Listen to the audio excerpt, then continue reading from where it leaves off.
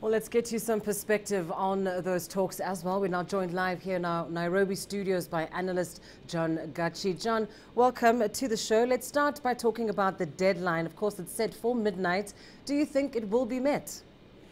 Thank you, Lindy. There's almost certainly they're going to sign a deal. The bigger question is whether the deal will hold and what are the major points of the agreement, because we've had issues from both parties seeking to re-amend or to renegotiate certain issues. But the deadline will be met just for the sake of having something to show. That's my take.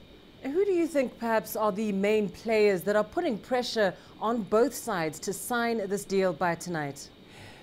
There are two things, Lindy.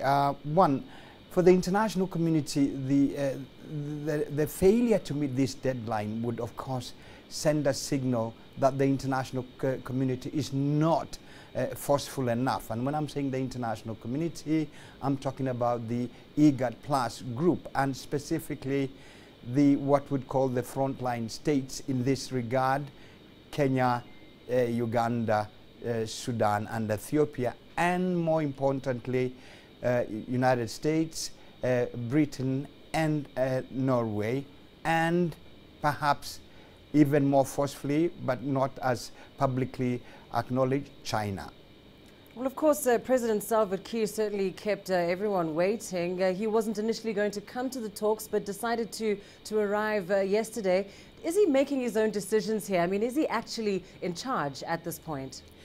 He is in charge in the sense that he didn't want to appear to be the party that was not willing to budge, the party that was not willing to appear as being intransigent. So I think it was more of both issues here, playing up to internal and external pressures.